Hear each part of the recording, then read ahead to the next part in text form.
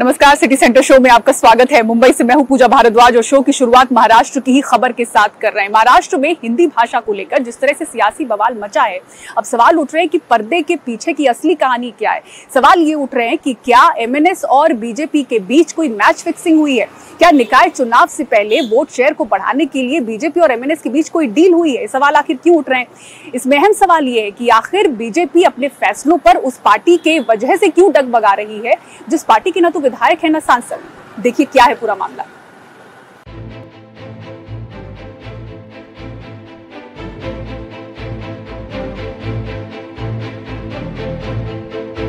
हिंदी पुस्तक छपाई बंद। हिंदी पर छिड़ा विवाद एमएनएस और बीजेपी के बीच मैच फिक्सिंग तो नहीं, ये सवाल वो उद्धव गुट शिवसेना उठा रही है जो राज ठाकरे के साथ उद्धव के भरत मिलाप की आस में बैठी है।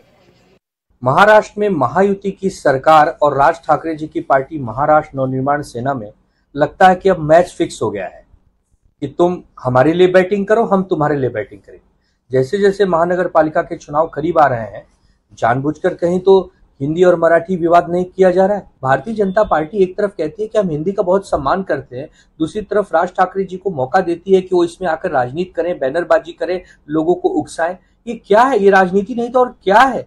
कहीं ऐसा तो नहीं कि बीजेपी मनसे का सहारा ले रही है और मनसे बीजेपी का सहारा ले रही है? इतनी गंदी राजनीति तो कम से कम नहीं होनी चाहिए। विपक्षी दल तारीखें गिना रहे हैं। 12 अप्रैल को मुंबई के एक 5 सितारा होटल में राज ठाकरे और देवेंद्र फडणवीस की मुलाकात हुई। 17 जून को राष्ट्रीय शिक्षा नीति के अनुसार महाराष्ट्र सरकार ने हिंदी को स्कूलों में तीसरी भाषा बनाने के लिए सरकारी प्रस्ताव जारी किया। 18 जून को राज ठाकरे ने आंदोलन का ऐलान किया और 23 जून को दबाव में आते हुए सीएम ने देर रात बैठक बुलाई और तय किया कि राज ठाकरे से बात कर उनके संदेह को दूर कर दिया जाएगा। इससे पहले हिंदी को अनिवार्य करने के 16 अप्रैल के जारी आदेश में बदलाव करते हुए सरकार ने एमएनएस के विरोध के बीच 22 अप्रैल को हिंदी से अनिवार्यता शब्द हटा दिया था। विपक्षी दल पूछ रहे हैं कि आखिर बीजेपी एमएनएस से इतना क्यों डर रही है। और दुर्भाग्यपूर्ण बात यह है कि इस षड्यंत्र के अंदर राज ठाकरे भी इन्वॉल्व है। जिस तरह से देवेंद्र फडणवीस और राज ठाकरे की मीटिंग हुई एक 5 सितारा होटल के अंदर, उसमें यही प्लानिंग हुई होगी कि इस भाषा के नाम पर हमें मैच फिक्सिंग करनी है ताकि राज ठाकरे को भी लाभ हो और भारतीय जनता पार्टी को भी लाभ हो।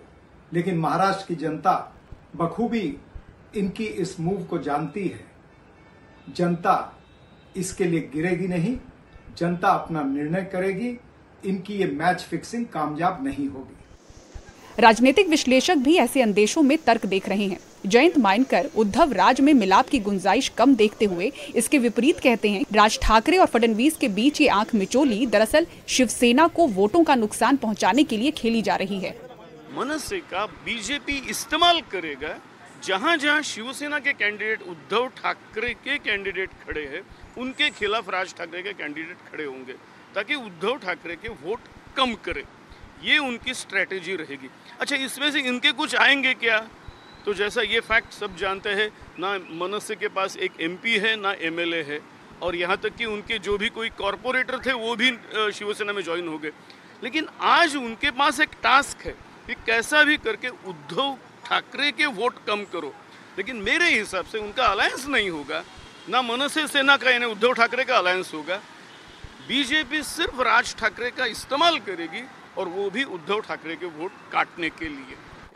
एमएनएस ने ऐसे अंदेशों को जहां सिरे से नकारा, तो बीजेपी ने बचाव में कहा कि राज ठाकरे मित्र हैं, लेकिन उनकी रैलियों से चुनावी नतीजों पर फर्क नहीं पड़ेगा। बीजेपी की अपनी खुद की तैयारी है। जुड़े हुए मुद्दे, सभाओं से, गर्दियों से मतदान होता नहीं है। लोग सच्चाई के ऊपर मतदान करते हैं, नेतृत्व के चेहरे को देख के मतदान करते हैं।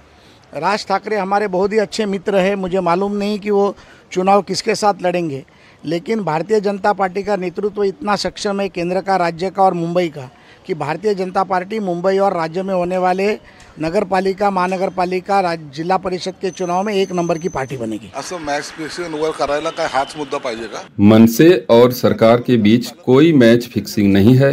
विपक्ष के पास कोई मुद्दा नहीं है, इसलिए ऐसे आरोप लगा रहे हैं। सरकारची भूमिका काय है किंवा महायुतीची भूमिका काय है? मुद्दा जेन्युइन असेल तर सरकारला रिप्लाय। अगर विपक्ष के नेता यह मुद्दा नहीं उठा रहे हैं और हम उठा रहे हैं तो उसमें गलत क्या है? त्याला आम्ही काय करणार?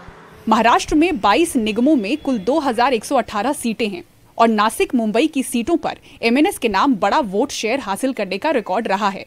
फिलहाल मुद्दों पर भटकती दिखने वाली एमएनएस को हिंदी विवाद का सहारा मिला है और पर्दे के पीछे मैच फिक्सिंग की बात में अगर दम है तो शायद वोट काटने का बड़ा नुकसान तो राज ठाकरे आने वाले निकाय चुनावों में करते नजर आ ही सकते हैं।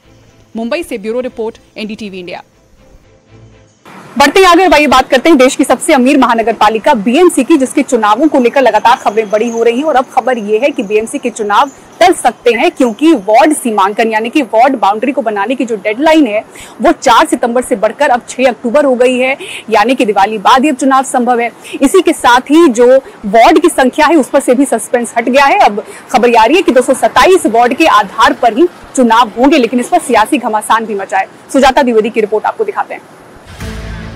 मुंबई का सबसे बड़ा चुनावी रण यानी बीएमसी चुनाव, इसकी तारीख एक बार फिर टल सकती है। माना जा रहा है कि चुनाव अब नवंबर या दिसंबर में हो सकते हैं। ये बात इसलिए सामने आ रही है कि सरकार ने वार्ड सीमांकन की डेडलाइन बढ़ा दी है, जिसके चलते विपक्ष तंज कस रहा है कि मैदान तैयार है, जनता तैयार है, तो क्या सरकार हार से डर रही है? आदरणीय सुप्रीम कोर्ट ने कहा कि 4 महीने के अंदर मुंबई महानगर पालिका और बाकी महानगर पालिकाओं के चुनाव आप कराइए। अब जो महाराष्ट्र की राज्य सरकार है वो कह रही है कि नहीं, जो वार्ड्स के जो संरचना है उसमें भी समय लगेगा। अरे भैया, अगर समय लगेगा तो ये पहले आपको नहीं समझ में आ रहा था? जब आप अक्टूबर, नवंबर, दिसंबर तक वार्डों की संरचना का ही काम करेंगे तो चुनाव इसका मतलब 2026 में होगा। तो इसका मतलब सुप्रीम कोर्ट का भी आप अनादर कर रहे हैं। आप दरअसल घबराए हुए हैं, आप चुनाव में जाना नहीं चाहते क्योंकि आपको पता है कि जैसे आप चुनाव में आएंगे आपकी कलई खुल जाएगी, लोग आपके खिलाफ वोट करेंगे, आप चुनाव हार जाएंगे। लेकिन इस चक्कर में मुंबईकर को कितनी पीड़ा हो रही है। 3-3, 4-4 साल से नगर सेवक नहीं है, महापौर नहीं, स्टैंडिंग नहीं है, लोग कैसे जिएंगे? नाले सफाई समय पे नहीं हो रही है, बीएमसी अस्पतालों की हालात खस्ते हैं, सड़कों पर कितने गड्ढे हैं, सबका जिम्मेदार है कौन? तो कम से कम सुप्रीम कोर्ट का तो आदर करिए, समय पे चुनाव करवाइए, वरना कह दीजिए कि हम चुनाव नहीं करवाएंगे आजीवन, फिर हम कोर्ट में जाएंगे, कोर्ट का दरवाजा खटखटाएंगे। सरकार का कहना है कि अगर वार्ड परिसीमन की प्रक्रिया अगस्त तक पूरी हो जाती है तो बीएमसी चुनाव की घोषणा भी अगस्त तक संभव है। ऐसे में मुंबईकरों को अक्टूबर या नवंबर में अपने नगर सेवकों को चुनने का मौका मिल सकता है। राज्य सरकार का दावा है कि सीमांकन प्रक्रिया अब अंतिम चरण में है और समय सीमा के भीतर पूरे करने की कोशिश जारी है। कल यूडी ने एक नोटिफिकेशन जारी किया जिसमें डिमार्केशन और वार्ड की रचना का उन्होंने कुछ डेट्स आज अनाउंस किए हुए हैं और वो सारे डेट्स अगस्त के 26 तारीख तक सब पूरे हो जाएंगे। उसके बाद चुनाव आयोग को सबमिशन किया जाएगा और आने वाले अक्टूबर नवंबर में चुनाव हो जाएंगे। बीएमसी चुनाव की तारीख टल सकती है। इसके पीछे कई कारण बताए जा रहे हैं, जैसे कि राज्य सरकार ने ए, बी और सी श्रेणी की महानगर पालिकाओं के वार्ड सीमांकन की अंतिम तारीख 4 सितंबर से बढ़ाकर 6 अक्टूबर कर दी है, जबकि डी श्रेणी के लिए ये 19 अक्टूबर है। नगर पालिका परिषदों के लिए ड्राफ्ट जमा करने की अंतिम तिथि 30 सितंबर रखी गई है। राज्य सरकार ने साफ किया है कि बीएमसी में वार्डों की संख्या 227 ही रहेगी। महाविकास आघाड़ी सरकार ने 236 वार्डों का प्रस्ताव रखा था, जिसे रद्द कर दिया गया है। सीमांकन पूरी तरह से 2011 की जनगणना के आंकड़ों के आधार पर किया जाएगा, न कि मौजूदा मतदाता संख्या या आबादी के अनुसार। हर वार्ड की औसत जनसंख्या बीएमसी की कुल जनसंख्या को 227 सीटों में बांटकर निर्धारित की जाएगी। इस बीच नगर विकास विभाग ने सभी नगर आयुक्तों को निर्देश जारी किए हैं कि तय समय सीमा में ड्राफ्ट सीमांकन तैयार कर पेश करें। अधिकारियों का कहना है कि इस प्रक्रिया में सिर्फ 1 महीने की देरी हो सकती है। बीएमसी चुनाव के तारीख टलने से राजनीतिक दलों को अपनी रणनीति तय करने का थोड़ा और वक्त मिल गया है। बीएमसी के वार्डों की संख्या 227 ही रहेगी। बदलाव होंगे तो इनके सीमांकन में, लेकिन अब देखना होगा कि चुनाव के इस सियासी पिच पर तारीख तय होने से पहले क्या इन राजनीतिक दलों के सियासी समीकरण में कोई बदलाव होता है।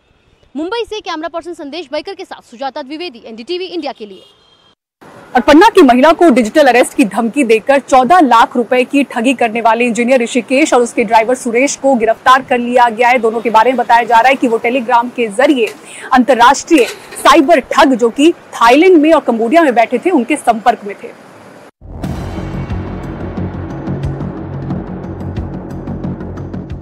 पन्ना की एक महिला को डिजिटल अरेस्ट की धमकी देकर 14 लाख की ठगी करने वाले 2 आरोपियों को पुलिस ने मुंबई से गिरफ्तार किया है।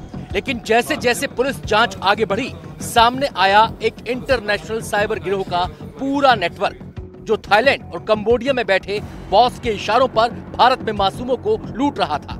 लूट के इनके हथियार थे 12 सिम बॉक्स, 1700 से ज्यादा SIM card 19 mobile, 3 laptop, 4 router, 4 gang box, Thailand Cambodia की विदेशी currency, passport, chequebook, ATM card और 1.5 लाख रुपए नकद। डिजिटल अरेस्ट के डर से लोग करोड़ों रुपए लुटा रहे थे और इस जाल की डोर पकड़ में आई है पन्ना पुलिस के हाथ। मुंबई से पकड़े गए इंजीनियर ऋषिकेश हसूरकर और उसका ड्राइवर सुरेश दोनों टेलीग्राम के जरिए थाईलैंड और कंबोडिया में बैठे अंतर्राष्ट्रीय साइबर ठगों से जुड़े थे। हर महीने सैकड़ों सिम लेकर ऋषिकेश विदेश जाता था, बॉस के लिए, जहां से पीड़ितों को सिम बॉक्स के जरिए घेरा जाता था। अब ये भी जान लीजिए क्या होता है सिम बॉक्स। ये एक GSM VoIP गेटवे डिवाइस है। इंटरनेट कॉल को लोकल मोबाइल कॉल में बदल देता है। इसी से ठगों की कॉल भारतीय नंबर की लगती है। सुनने वाले को लगता है कि कॉल CBI या पुलिस से आई है। डर के मारे लोग पैसे ट्रांसफर कर देते हैं। सिम बॉक्स एक प्रतिबंधित GSM VoIP डिवाइस होता है, जिससे इंटरनेट कॉल को लोकल कॉल की तरह बदला जा सकता है। इस तकनीक से देश भर में लोगों को CBI या पुलिस अधिकारी बनकर धमकाया जाता था। पन्ना में एक महिला है जिसने कंप्लेंट किया था कि उसके 14 लाख रुपए उसके पास से ठगी से ले लिए गए थे डिजिटल अरेस्ट की धमकी देकर। उसको फोन आया था कि उसके अकाउंट में जो है संदिग्ध इकोनॉमिक एक्टिविटी पाई गई है, तो इस पर से उसने डर कर जो है 14 लाख रुपए दे दिए। बाद में उसको लगा कि गलती हो गई है और उसने पन्ना पुलिस को अप्रोच किया, तो हमने तुरंत मामले का संज्ञान लेकर FIR कायम किया। इसमें इन्वेस्टिगेशन पे ये सामने आया है कि जब टीम जो है मौके पर पहुंची तो वहां पर 2 व्यक्ति मिले जिनके पास 3 रूम्स थे, 3 फ्लैट्स थे मुंबई में। एक फ्लैट में वो लोग रह रहे थे और 2 फ्लैट्स में जो है उन्होंने एक बहुत ही बड़ा सा जो है सेटअप तैयार करके रखा था, जिसमें उन्होंने एक डिवाइस होता है जिसको सिम बॉक्स कहते हैं, उसको यूज़ किया संभवतः। और इन सिम बॉक्सेस के माध्यम से जो है यहाँ पर रहकर वो एक ही साथ में कई सारे लोगों को एक कॉल सेंटर की तरह संपर्क कर पाते। अब पुलिस ने इस गिरोह के अंतर्राष्ट्रीय कनेक्शन की परतें खोलनी शुरू कर दी हैं। ऋषिकेश के नाम पर दर्जनों शेल कंपनियों के दस्तावेज मिले हैं। इनके फर्जी कर्मचारियों के नाम पर ही लिए गए सैकड़ों सिम कार्ड। 1700 से लेकर 2000 के आसपास जो है सिम्स हमको मौके पर मिले हैं। ये समझ में आ रहा था कि वो जो सिम है किसी एक फर्जी कंपनी के नाम पे लेता था और इसको लेके जाकर हर महीने थाईलैंड में जाकर वो बेच देता था। बेचता नहीं था, थाईलैंड में जाकर वो एक अक्यूज्ड को देता था जो उसके एवज में उसको पैसा देता था। गैंग का मास्टरमाइंड यानी बॉस विदेश में बैठा है, इसलिए राज्य साइबर टीम और केंद्रीय एजेंसियां मिलकर अब इस थाईलिंक साइबर गिरोह को जड़ से उखाड़ने की कोशिश कर रही हैं।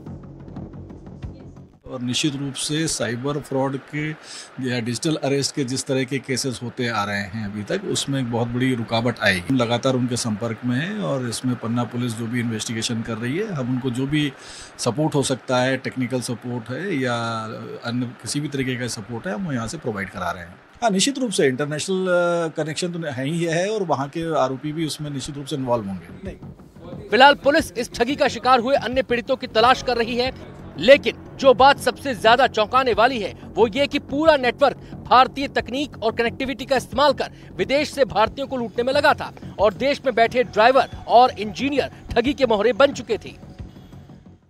इंटरनेशनल साइबर ठग का फूट चुका है भांडा। थाईलैंड और कंबोडिया में बैठकर बॉस चला रहा था डिजिटल अरेस्ट गिरोह। पन्ना पुलिस ने 2 आरोपियों को मुंबई से गिरफ्तार किया है। हालांकि इस पूरे मामले में इंटरनेशनल कनेक्शन होने की भी बात सामने आ रही है। आरोपी इंटरनेशनल कॉल्स को लोकल कॉल में कन्वर्ट करके लोगों को बेवकूफ बनाते थे। अब इस पूरे मामले में स्टेट साइबर सेल भी जांच पड़ताल कर रहा है। कैमरामैन राजू बाथम के साथ निहारिका शर्मा, NDTV भोपाल।